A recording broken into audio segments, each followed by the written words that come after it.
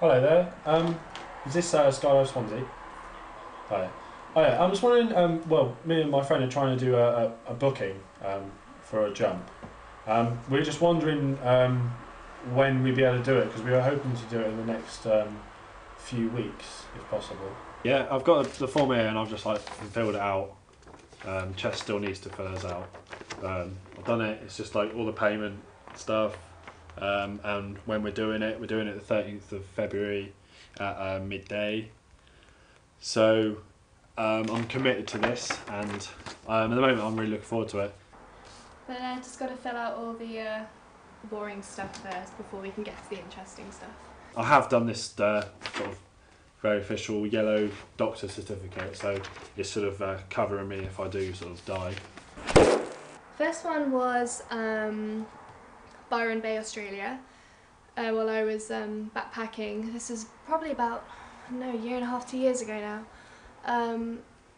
And one day I just thought, I'm just going to do it. So I booked it, and then that morning I went up, and it was absolutely stunning. Am I scared? Not now. Scared? I will be. Oh, I'm so excited. I'm so excited. It's going to be brilliant. I tell you, I will be. It'll be like the day of my driving test, or I don't know. What else do you do that's scary?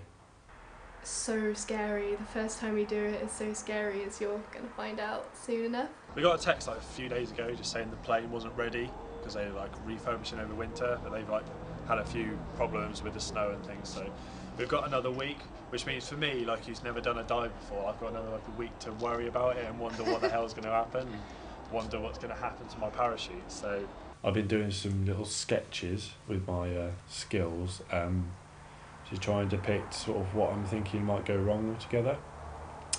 So is the first one, is the obvious one, is that the parachute doesn't even get set off, and it's literally just a splat on the ground like that. Yeah, I'm not nervous at all really, but I probably will be when I'm in the plane. A parachute filled with oranges instead. It's hard to explain the actual experience of falling out of an aeroplane because it's not something your brain can comprehend. You get the big overall. What if I get the trouser part of the overall stuck on that bit of metal and it sort of rips them off? It's there are some people who jump out who can't even remember their skydive experience. Something like that, I think. So you've got the cameraman and you've got the trousers stuck to the plane, and then me just looking a bit embarrassed in my pants. Their brain cannot actually comprehend what you're doing because it's such an unnatural thing. They blow up. So I don't really know which is worse. I don't expect anything to happen, but it's a possibility. Things like this have gone wrong in the past.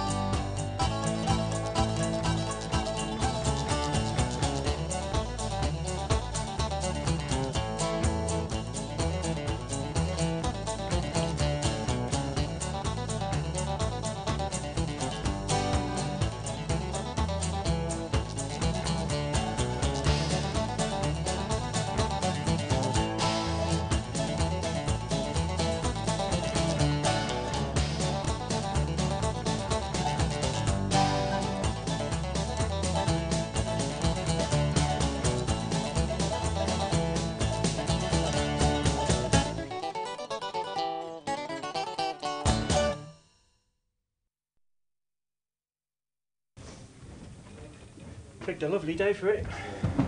Okay. Right, I'm going to run you through everything you need to know to get yourself from way up there back down on the ground. We're going to jump from about 13,000 feet, about 2 miles up, and everything in front of us is what we use to do that. Yeah, Carl Williams, Chief Instructor and Drop Zone Owner of Skydive Swansea. Everybody's got trainers on, I see. Just make sure your trainers are all nice and tight, because you've got to appreciate we're falling through the air at 120 mile an hour, so if they're not nice and tight, then they won't be there when we land. So we'll make sure they're all nice and tight. I suggest that you'll be alright, guys. You'll be alright. You'll have plenty of time, trust me. You don't have to do it now. Yeah, I spent 17 years in the army and then decided to call it a day and open up and set up myself. When did you do your first skydive?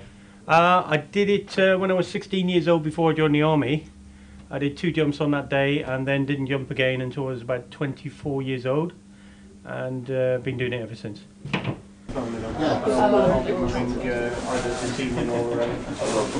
This is an example of a set of equipment that we use.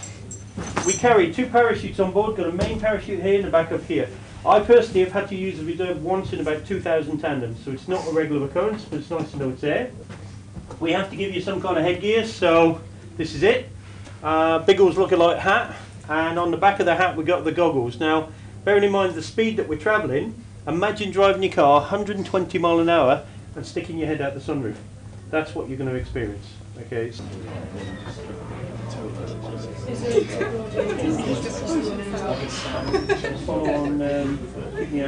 we're going to leave the plane at about 12.5, 13,000 feet. We're going to free fall down to about 6,000 feet when the instructor will deploy the parachute. If anything happened, for whatever reason, this would work it out if you're getting too low to the ground and automatically deploy a parachute. We've never had to rely on one of these here. It's good that it's there, but bearing in mind the instructor's got thousands of jumps experience, then, you know, like I say, you're benefiting from that experience, but you never know. So we've got that. He's the boss, Carl's the boss, like, and is, you know, he's a bit of a hard taskmaster, but it is good work with him, yeah.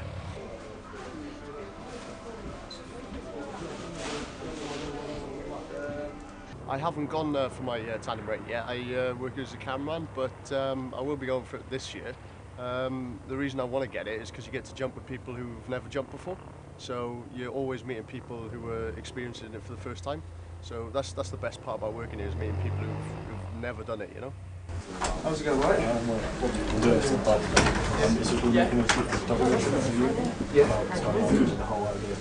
Yeah. I asked you about Let me get my kit.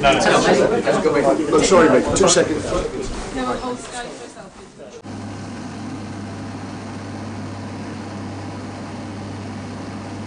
I'm a bit apprehensive, but I'm not panicking yet. I think the panic will come when it comes to actually getting in the plane and throwing yourself out.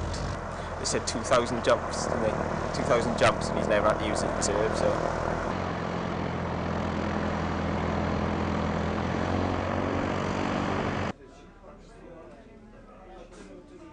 Mostly to this guy, actually. Right? Can we have a word? What's that? Can I speak to you? Yeah? How did it go? Brilliant. Yeah? Absolutely blew out all expectations as well. I didn't think it was going to be that good. Got an adrenaline rush? Yeah, it just felt surreal, if that makes sense. Just sat on the door of a plane, just about to jump out. Would you do it again? Yeah, definitely. Oh, without shadow of a doubt. Did you feel safe next to whoever you were strapped onto? Yeah. I did feel safe all the way down. Parachute was strange, you know, but I thought it'd be a bit more sudden than that. Yeah. Like folds out slowly with it.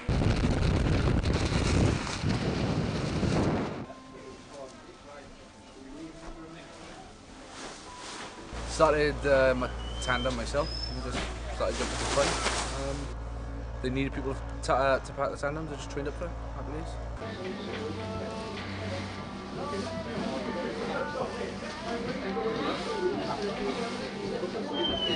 It takes over life, trust me. What else do you do for work? Sell power tools. Yeah. So work 5 days a week, and then the 2 days I got off, I'm down here packing. Packing and jumping.